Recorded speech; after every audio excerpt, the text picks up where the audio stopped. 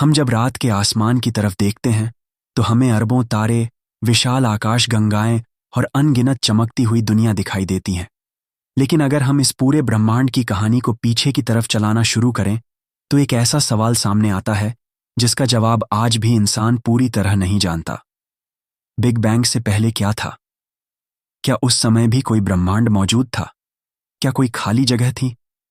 क्या समय पहले से चल रहा था? क्या कोई दूसरी दुनिया या दूसरा ब्रह्मांड पहले मौजूद था? या फिर बिग बैंग से पहले पहले जैसा कोई शब्द ही मायने नहीं रखता था? ये सवाल सुनने में जितना आसान लगता है, असल में उतना ही गहरा है। क्योंकि जब हम बिग बैंग की बात करते हैं तो अक्सर उसे एक बहुत बड़े विस्फोट की तरह सोच लेते हैं, जैसे किसी खाली जगह के अंदर एक बिंदु मौजूद था और अचानक उसमें विस्फोट हुआ, फिर पदार्थ चारों तरफ फैलने लगा। लेकिन वैज्ञानिक तस्वीर इससे बिल्कुल अलग है।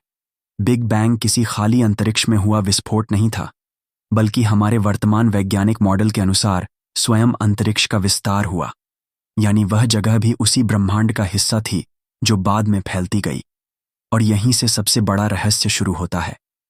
अगर अंतरिक्ष खुद फैल रहा था तो उसके बाहर क्या था? अगर समय भी ब्रह्मांड की शुरुआत के साथ जुड़ा हुआ है तो बिग बैंग से पहले समय कहाँ था? और अगर समय ही नहीं था तो फिर हम कैसे पूछ सकते हैं कि उससे पहले क्या हुआ? इन सवालों का जवाब देने के लिए हमें ब्रह्मांड की कहानी को लगभग 13.8 अरब साल पीछे ले जाना होगा। आज ब्रह्मांड विशाल है। इसमें अरबों आकाश गंगाएं हैं। हर आकाश गंगा में अरबों तारे हो सकते हैं। तारों के आसपास ग्रह हैं। ग्रहों पर अलग अलग परिस्थितियां हैं और शायद कहीं जीवन भी मौजूद हो। लेकिन यह हमेशा ऐसा नहीं था। ब्रह्मांड लगातार फैल रहा है। जब वैज्ञानिक इस विस्तार को पीछे की ओर गणित में चलाते हैं तो आकाश गंगाएं एक दूसरे के करीब आती दिखाई देती हैं। तापमान बढ़ता जाता है। पदार्थ और ऊर्जा अधिक घने होते जाते हैं। एक समय ऐसा आता है जब ब्रह्मांड इतना गर्म और घना था कि आज मौजूद सितारे, ग्रह और आकाश गंगाएं उस रूप में मौजूद ही नहीं हो सकते थे। उस समय कोई पृथ्वी नहीं थी, सूर्य नहीं था, आकाश गंगा नहीं थी। यहां तक कि आज दिखाई देने वाले भारी तत्व भी उस समय मौजूद नहीं थे। लेकिन यह कहानी हमें अभी उस अंतिम सीमा तक नहीं ले जाती जहां हमारे वर्तमान भौतिकी के नियम जवाब देना बंद कर देते हैं।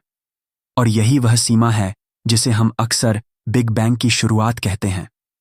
लेकिन क्या सच में वही ब्रह्मांड की शुरुआत थी? यहीं वैज्ञानिकों के बीच सबसे दिलचस्प बहस शुरू होती है, क्योंकि बिग बैंग मॉडल हमें बहुत शुरुआती ब्रह्मांड के बारे में शानदार जानकारी देता है, लेकिन यह जरूरी नहीं कि वह हमें पूर्ण शुरुआत का अंतिम जवाब देता हो। शायद बिग बैंग हमारे ब्रह्मांड की शुरुआत थी। शायद वह किसी पहले चरण के बाद आया था। शायद हमारा ब्रह्मांड किसी और ब्रह्मांड से जुड़ी प्रक्रिया का परिणाम है। और शायद बिग बैंग से पहले पूछना ही गलत सवाल है। आज हम इन सभी संभावनाओं को समझने की कोशिश करेंगे।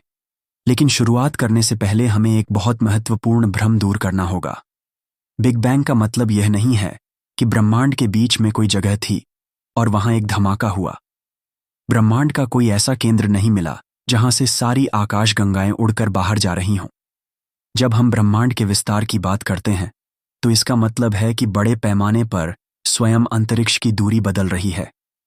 इसीलिए ब्रह्मांड की शुरुआत को समझने के लिए हमें अपनी रोजमर्रा की सोच से थोड़ा बाहर निकलना पड़ेगा। क्योंकि जिस दुनिया में हम रहते हैं वहां हर घटना किसी जगह पर होती है और किसी समय पर होती है। लेकिन ब्रह्मांड के स्तर पर सवाल यह है कि जगह और समय स्वयं कहां से आए। और अगर जगह और समय की शुरुआत ही बिग बैंग से जुड़ी हुई है तो उससे पहले का मतलब क्या होगा? यही वह सवाल है जो हमें ब्रह्मांड के सबसे रहस्यमय दरवाजे तक ले जाता है। बिग बैंग को समझने के लिए सबसे पहले हमें यह समझना होगा कि यह किसी सामान्य विस्फोट जैसा नहीं था। अगर किसी कमरे के अंदर एक बम फटता है तो विस्फोट कमरे की पहले से मौजूद जगह में होता है।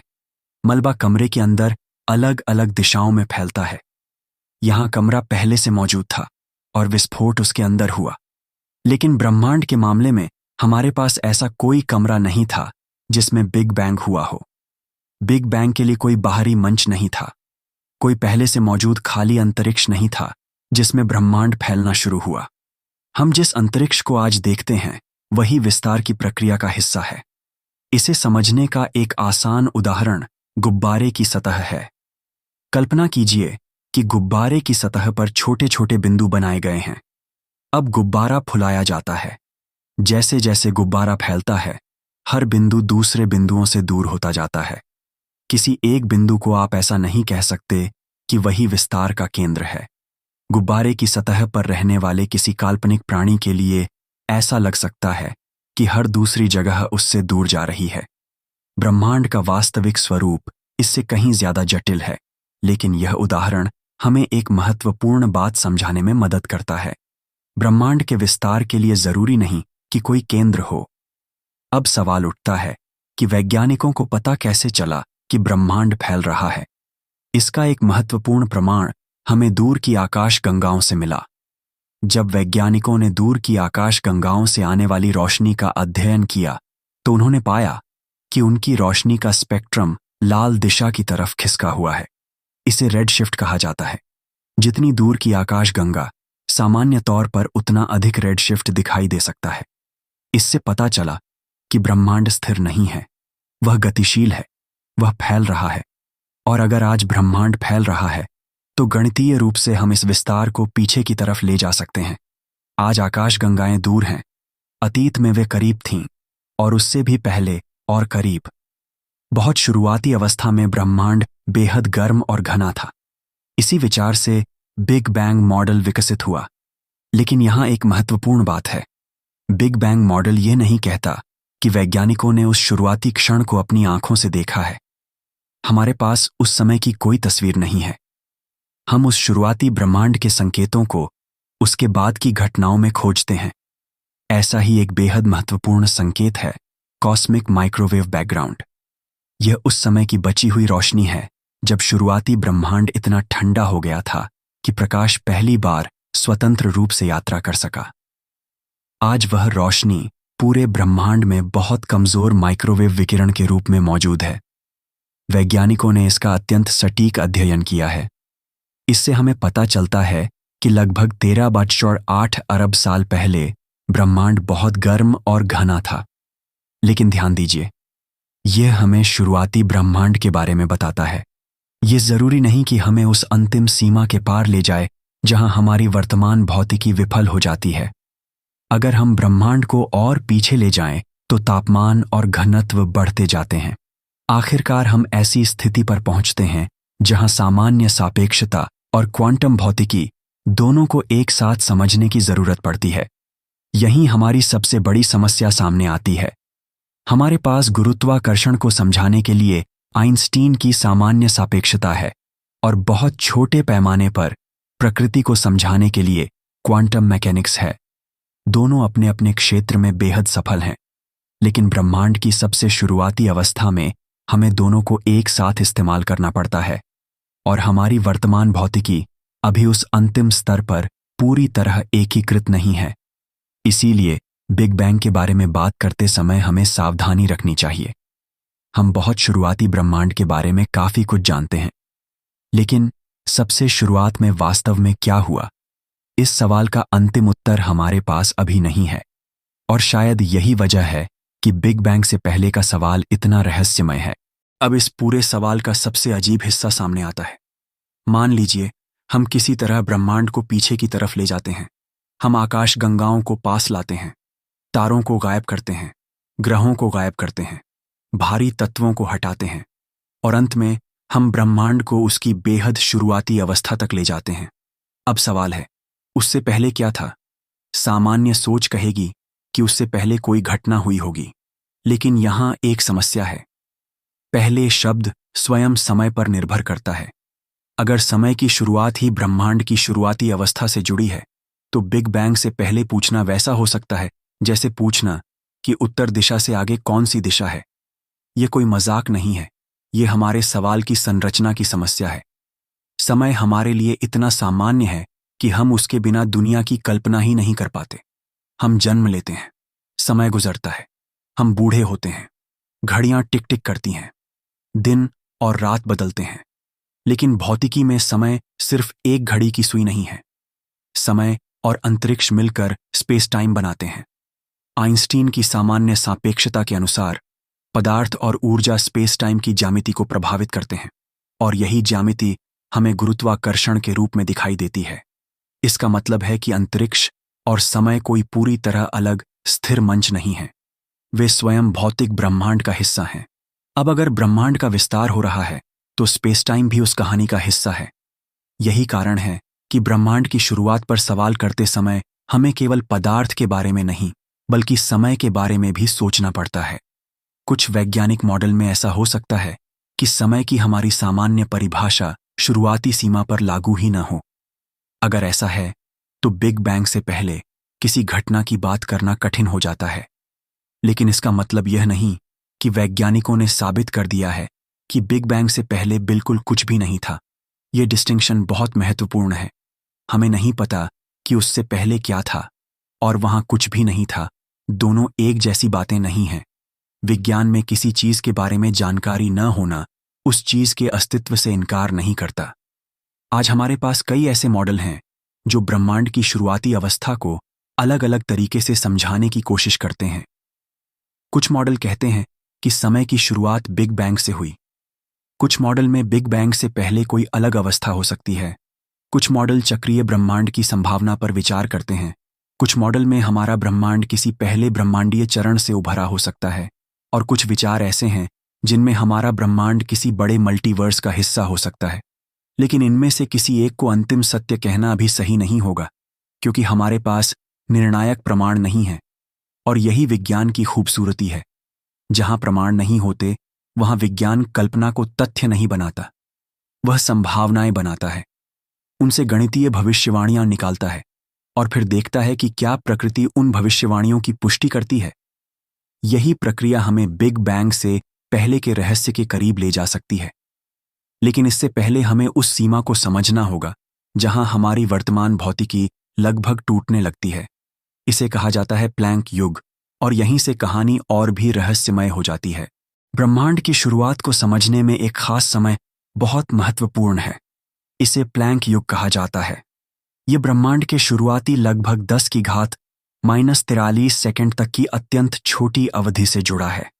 यह समय इतना छोटा है कि हमारी रोजमर्रा की कल्पना पूरी तरह बेकार हो जाती है।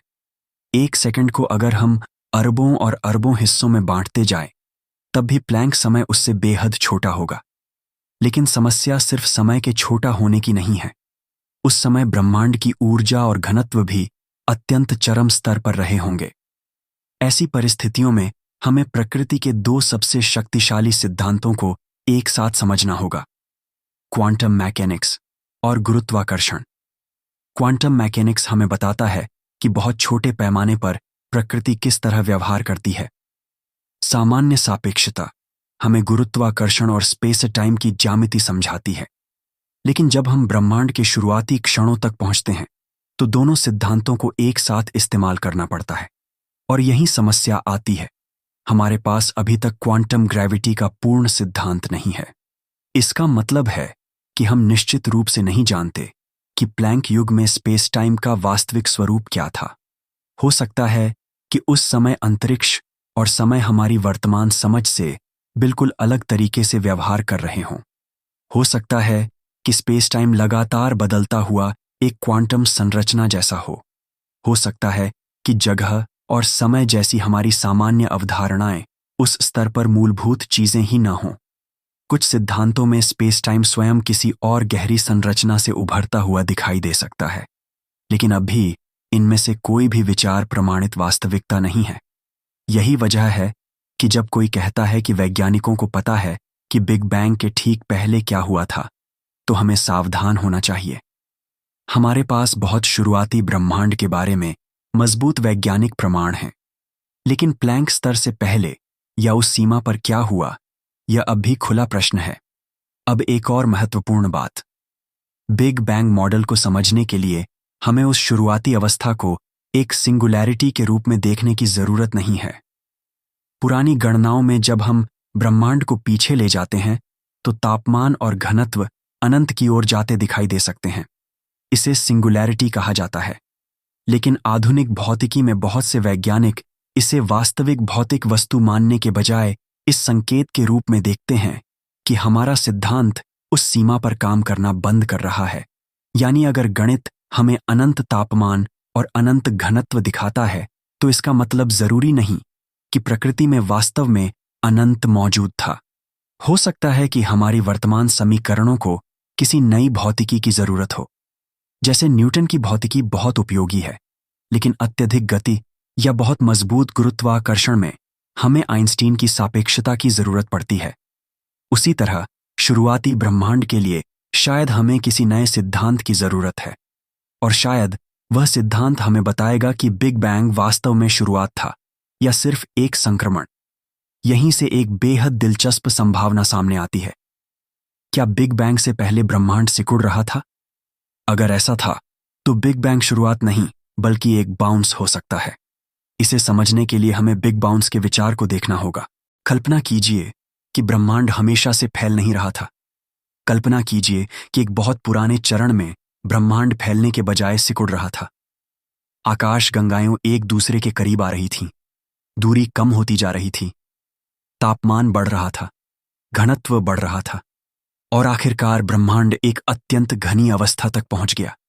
लेकिन उस अवस्था में कोई वास्तविक अंत नहीं हुआ। इसके बजाय एक नई प्रक्रिया शुरू हुई। संकुचन रुक गया और ब्रह्मांड ने फिर से फैलना शुरू कर दिया। इस विचार को बिग बाउंस कहा जाता है।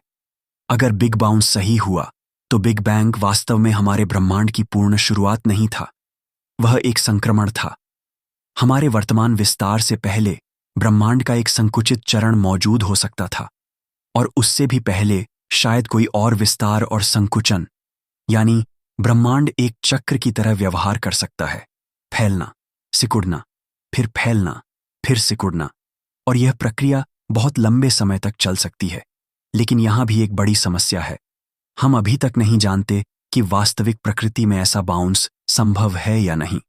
सामान्य सापेक्षता के सरल मॉडल में ब्रह्मांड का संकुचन एक सिंगुलैरिटी की तरफ जा सकता है, लेकिन अगर क्वांटम गुरुत्वाकर्षण बहुत छोटे पैमाने पर नए प्रभाव पैदा करता है, तो संभव है कि सिंगुलैरिटी से बचने का रास्ता मौजूद हो। कुछ क्वांटम कॉस्मोलॉजी मॉडल इसी तरह के विचारों का अध्ययन करते हैं। उदाहरण के लिए, लूप क्वांटम कॉस्मोलॉजी में कुछ परिस्थितियों में क्वांटम प्रभाव अत्यधिक संकुचन को रोककर बाउंस की संभावना पैदा कर सकते हैं, लेकिन यह अभी स्थापित तथ्य नहीं है। यह एक सैद्धांतिक संभावना है। अब सोचिए कि अगर ऐसा हुआ होता, तो बिग बैंग से पहले का ब्रह्मांड कैसा रहा होगा।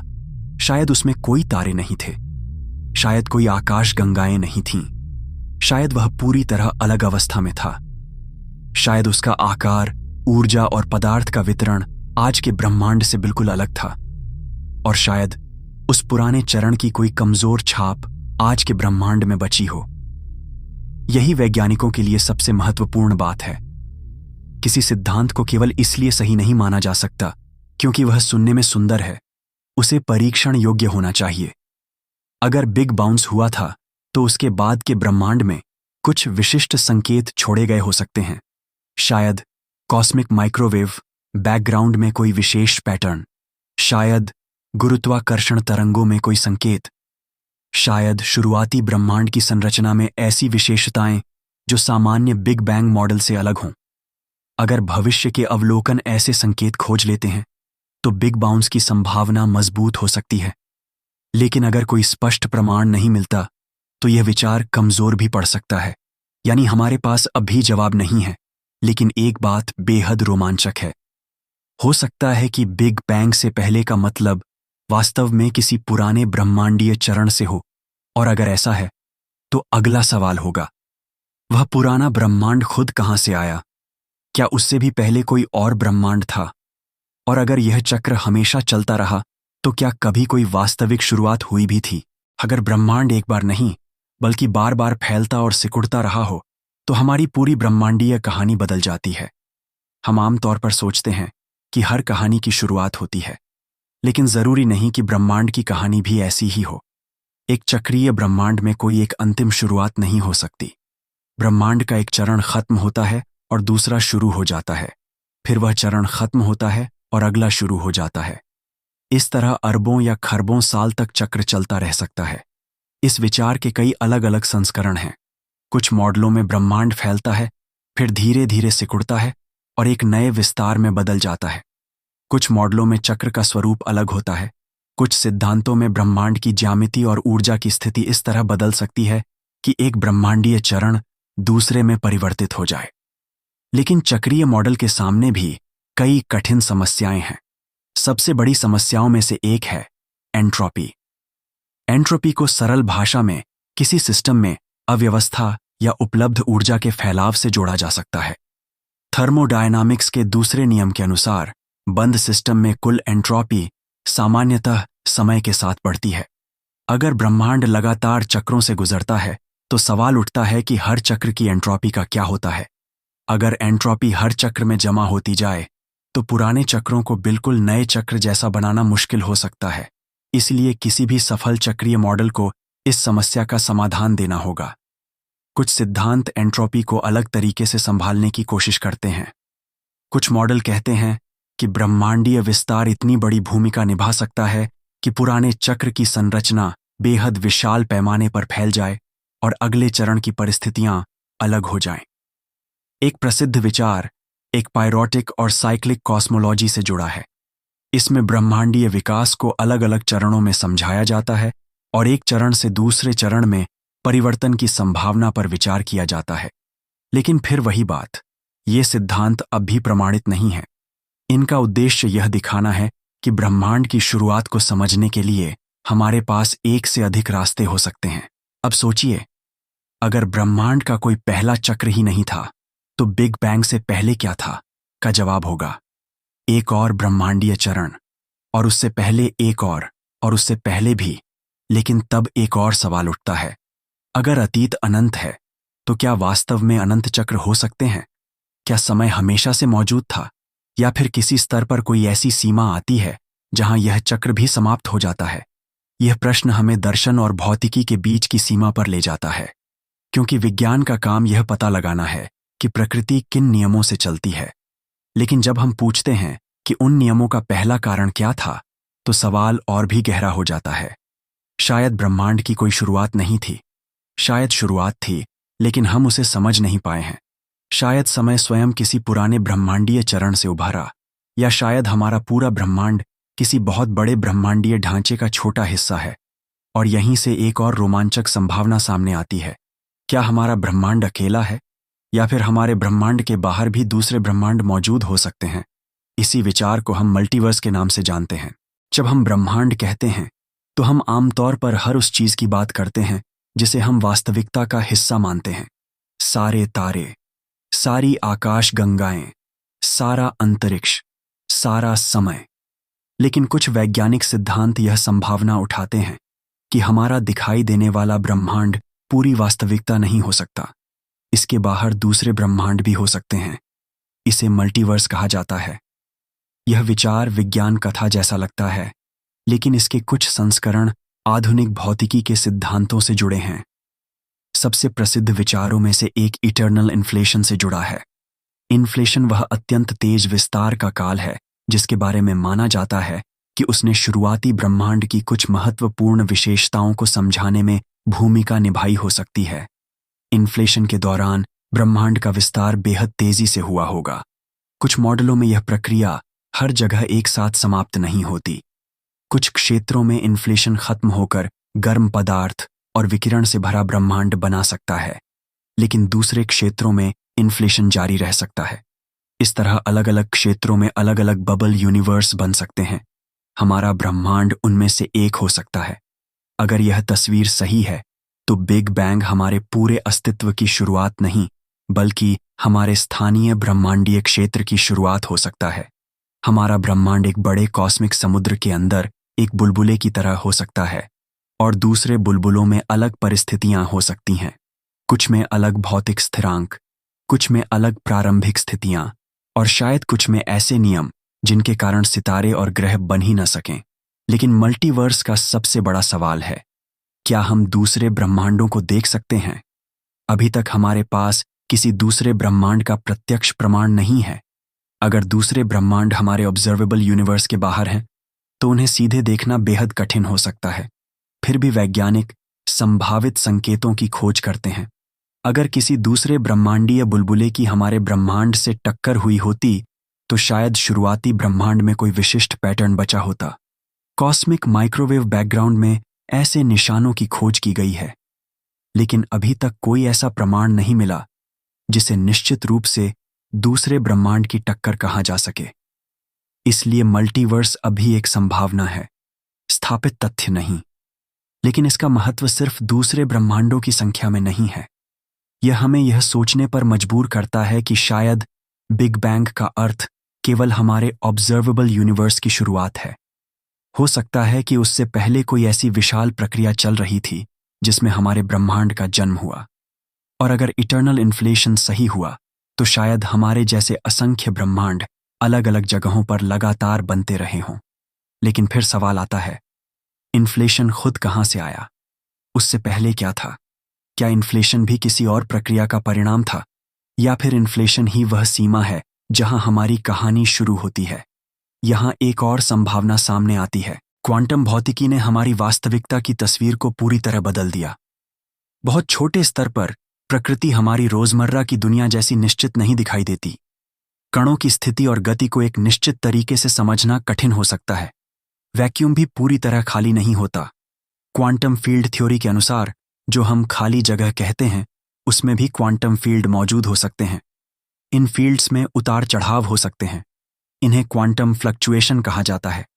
अब कुछ ब्रह्मांडीय सिद्धांत ये सवाल पूछते हैं, क्या हमारा ब्रह्मांड किसी क्वांटम अवस्था से उत्पन्न हुआ हो सकता है? ये विचार सुनने में ऐसा लगता है जैसे कुछ नहीं से ब्रह्मांड बन गया। लेकिन यहां कुछ नहीं शब्द बहुत सावधानी से समझना होगा। भौतिकी में क्वांटम वैक्यूम सामान्य भाषा के पूर्ण शून्य के बराबर नहीं है। क्वांटम वैक्यूम में फील्ड्स और भौतिक नियम मौजूद हो सकते हैं।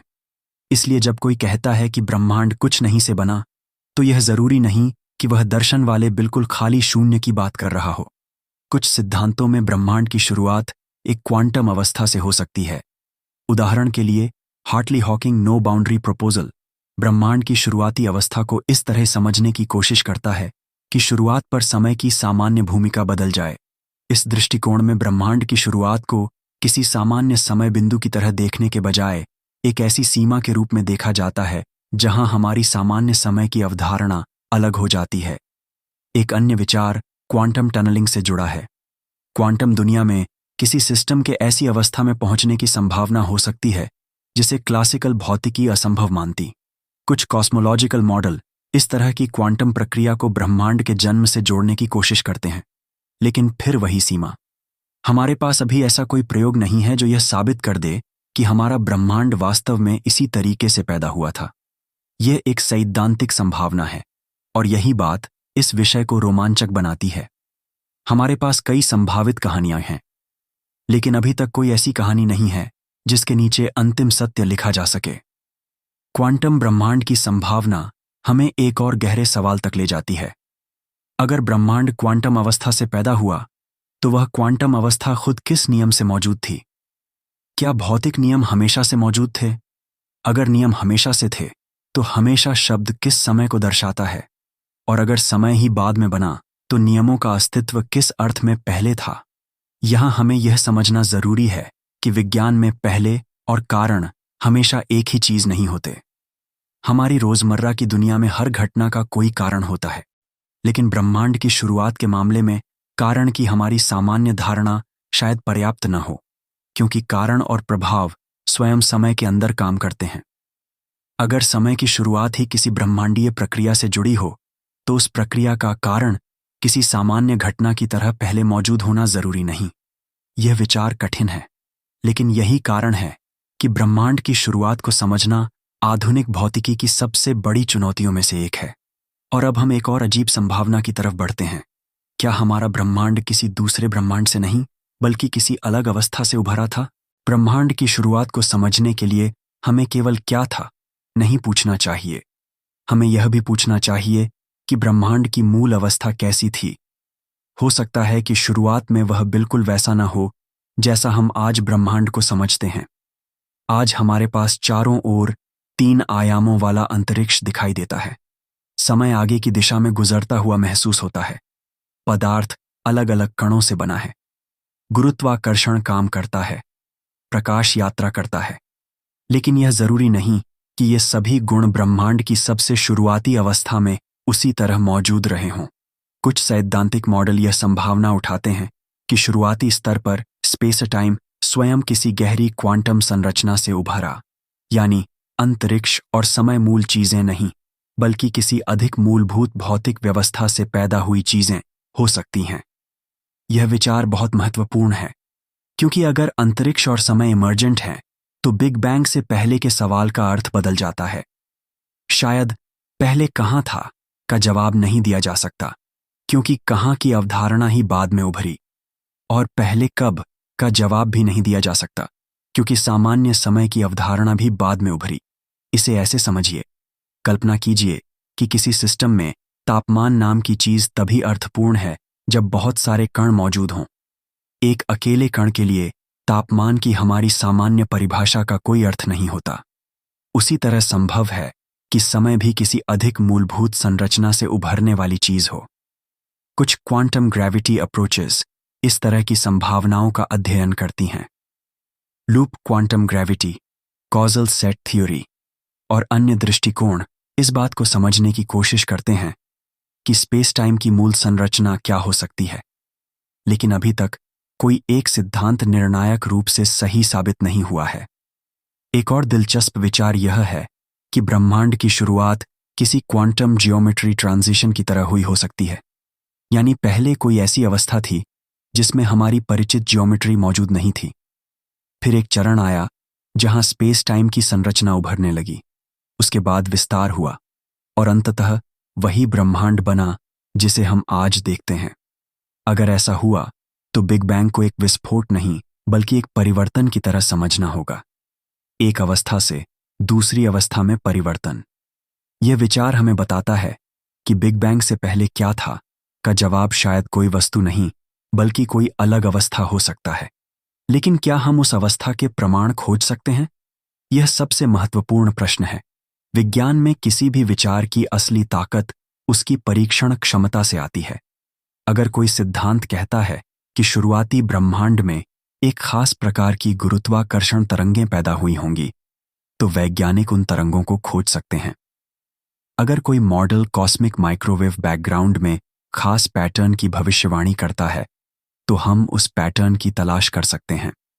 अगर किसी मॉडल के अनुसार शुरुआती ब्रह्मांड में पदार्थ का वितरण किसी विशेष तरीके से होना चाहिए, तो आज की आकाश गंगाओं के वितरण से तुलना की जा सकती है। यही तरीका हमें अलग अलग सिद्धांतों में फर्क करने में मदद करेगा।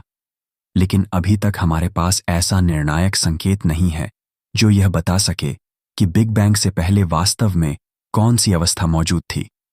इसलिए हमें फिलहाल कई संभावनाओं को खुला रखना होगा, और इनमें से एक संभावना तो इतनी अजीब है कि वह समय की हमारी पूरी समझ को चुनौती देती है। शायद बिग बैंग से पहले समय मौजूद ही नहीं था। मान लीजिए कि बिग बैंग से पहले कोई समय नहीं था। यह सुनने में असंभव लगता है, लेकिन इसे समझने की कोशिश करते हैं।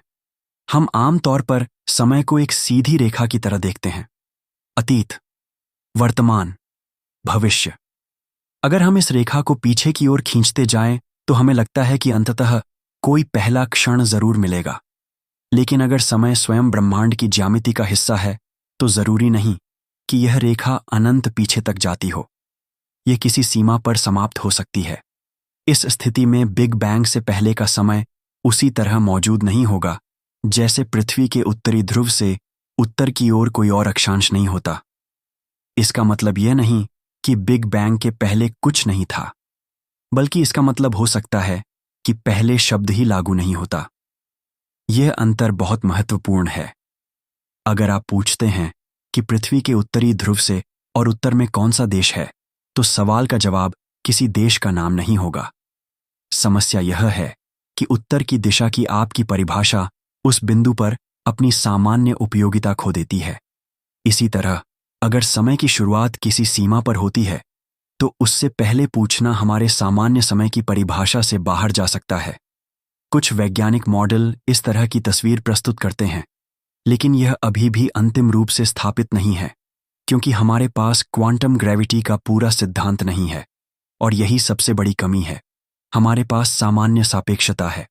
हमारे पास क्वांटम मैकेनिक्स है, लेकिन ब्रह्मांड की शुरुआत जैसी चरम परिस्थिति के लिए दोनों का एक पूर्ण सिद्धांत अब भी हमारे पास नहीं है। इसीलिए हम यह निश्चित रूप से नहीं कह सकते कि समय की शुरुआत वास्तव में बिग बैंग पर हुई थी। यह एक गंभीर वैज्ञानिक संभावना है, लेकिन अकेली संभावना नहीं।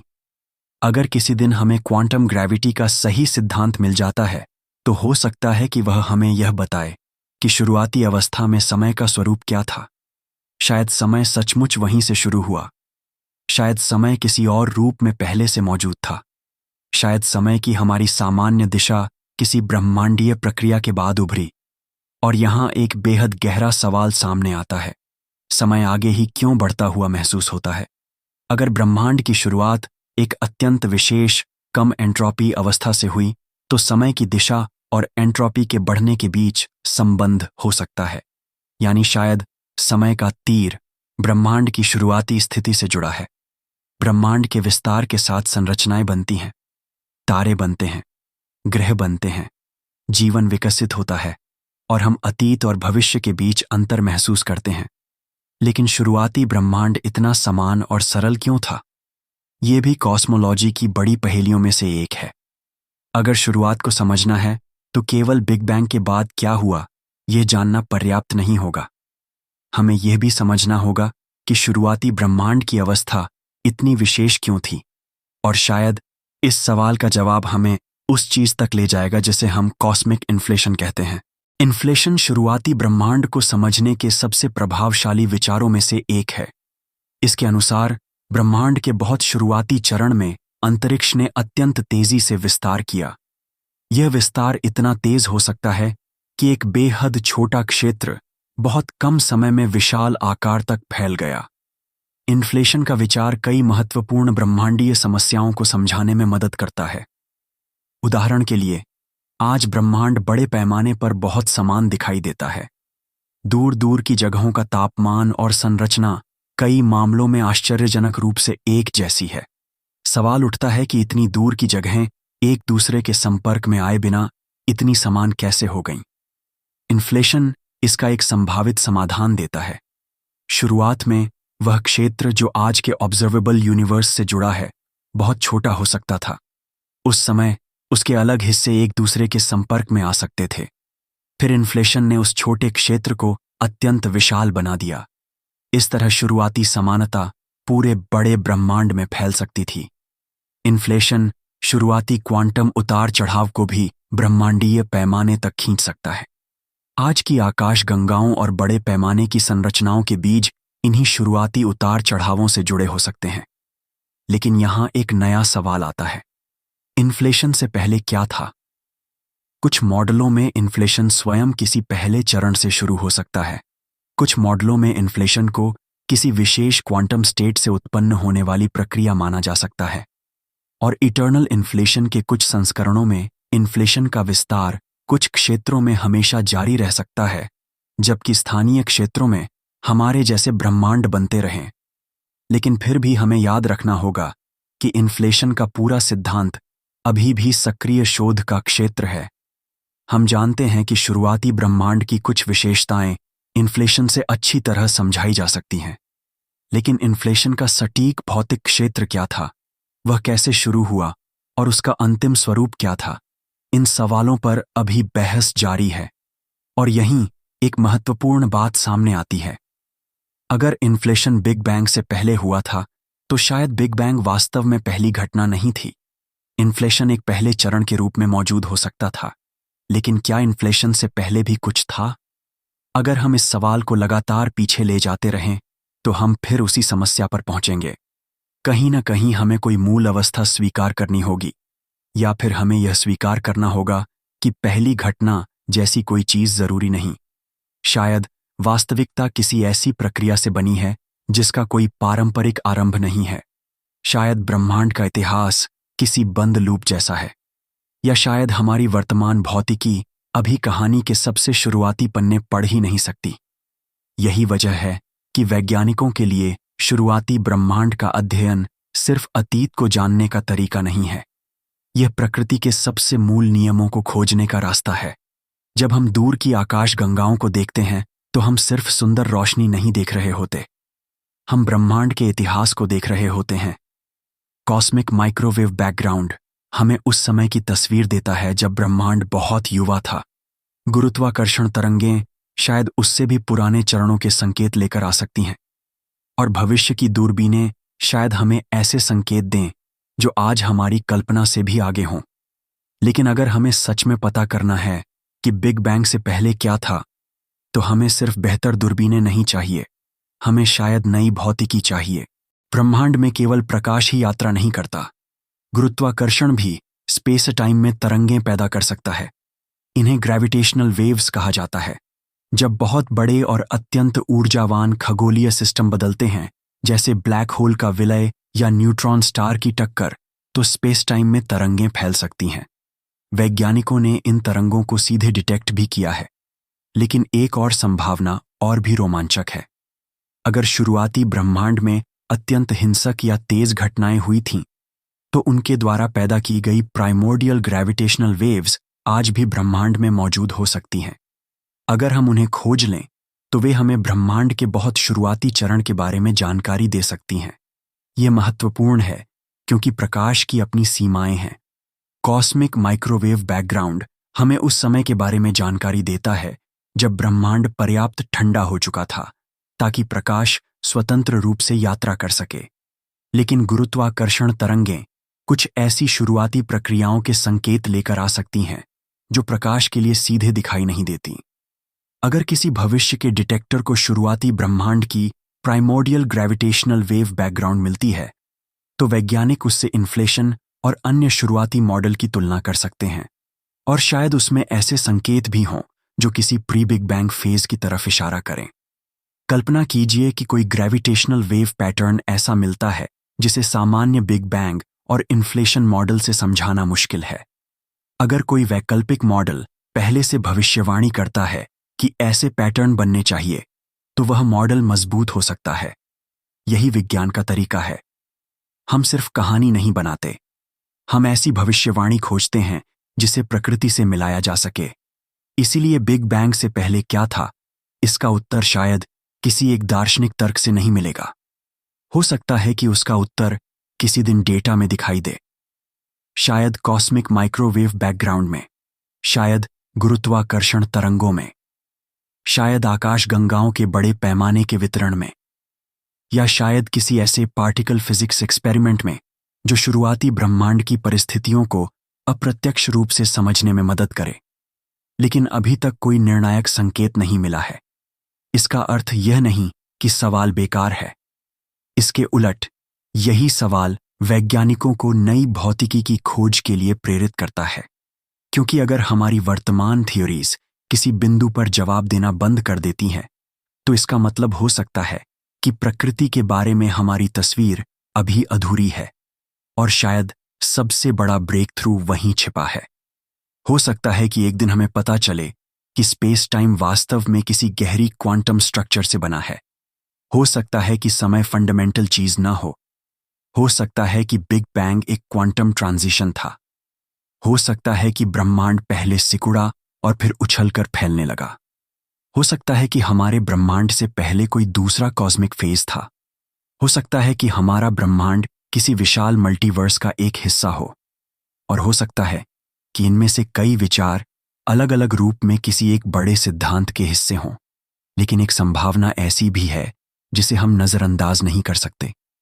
शायद हमारी वर्तमान भाषा और हमारी वर्तमान गणित ही उस वास्तविकता को पूरी तरह व्यक्त करने के लिए पर्याप्त नहीं है।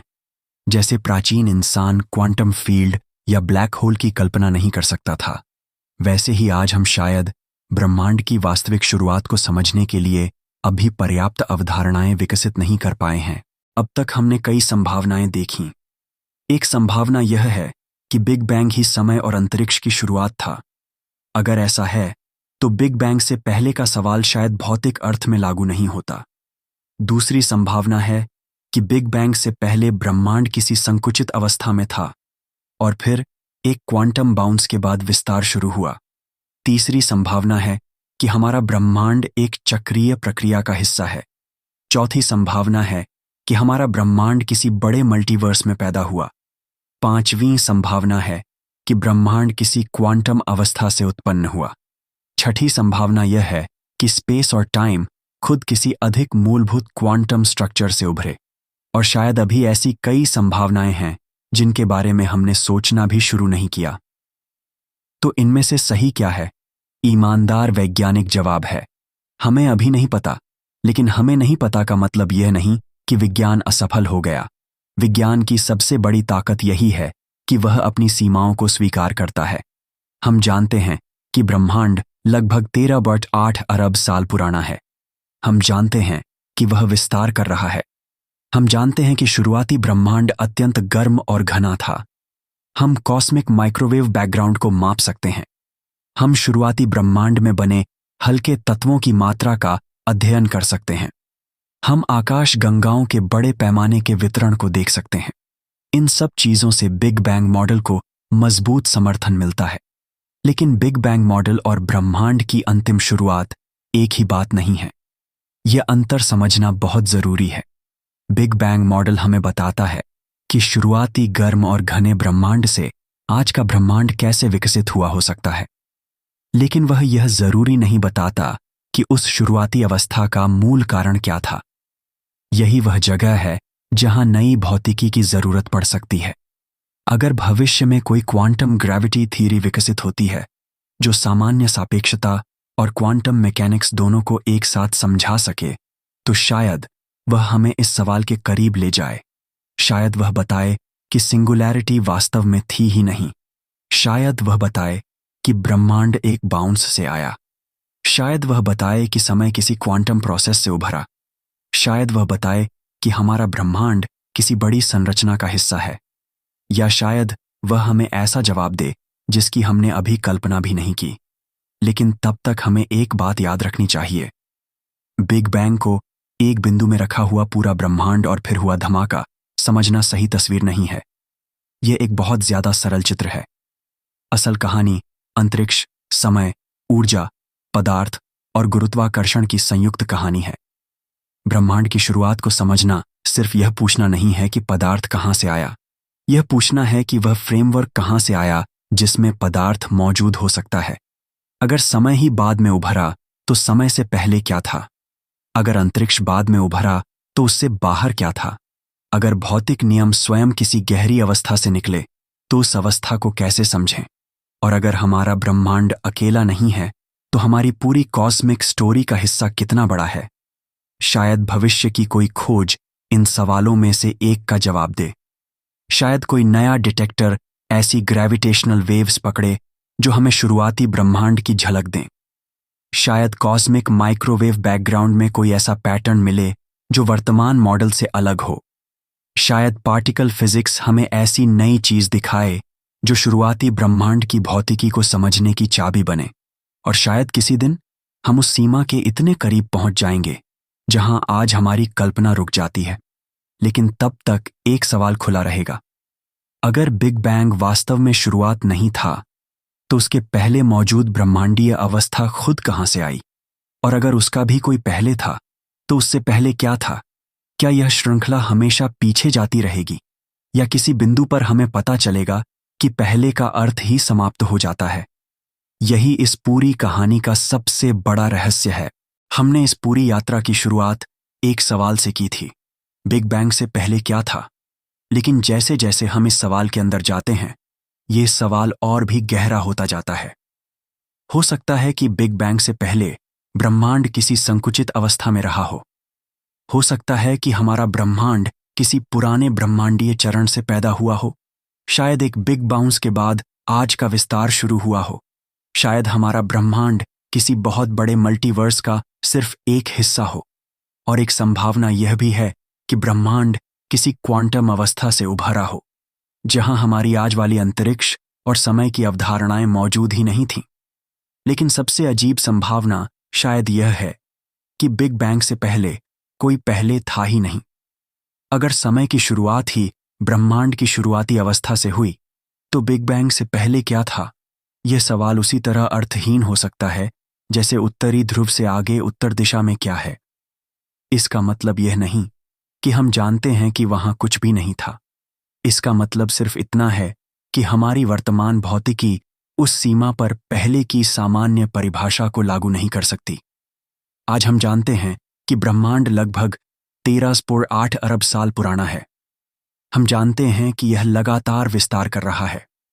हम जानते हैं कि शुरुआती ब्रह्मांड बेहद गर्म और घना था। हम कॉस्मिक माइक्रोवेव बैकग्राउंड को देख सकते हैं और उस समय की झलक पा सकते हैं जब ब्रह्मांड बहुत छोटा और युवा था। लेकिन जब हम इससे भी पीछे जाने की कोशिश करते हैं तो हमारी वर्तमान भौतिकी की सीमाएं सामने आने लगती है। हमें ऐसी थ्योरी की जरूरत है जो क्वांटम मैकेनिक्स और ग्रेविटी को एक साथ समझ सके। शायद भविष्य में ऐसी कोई थ्योरी हमें बताएगी कि बिग बैंग वास्तव में शुरुआत था या सिर्फ एक ट्रांजिशन। शायद हमें पता चले कि ब्रह्मांड पहले सिकुड़ा था। शायद हमें दूसरे ब्रह्मांडों के संकेत मिले। शायद हमें पता चले कि स्पेस और टाइम खुद किसी और गहरी रियलिटी से उभरे हैं। या शायद हमें ऐसा जवाब मिले जिसकी हम आज कल्पना भी नहीं कर सकते। और यही विज्ञान की सबसे खूबसूरत बात है। विज्ञान यह दावा नहीं करता कि हमारे पास हर सवाल का जवाब है। विज्ञान हमें यह सिखाता है कि जहां जवाब नहीं है वहां सवाल पूछना बंद नहीं करना चाहिए। क्योंकि आज जो चीज हमें रहस्य लगती है, हो सकता है कल वही हमारी सबसे बड़ी खोज बन जाए। शायद किसी दिन हम उस सीमा के और करीब पहुंच जाएंगे जहां ब्रह्मांड की कहानी शुरू होती दिखाई देती है।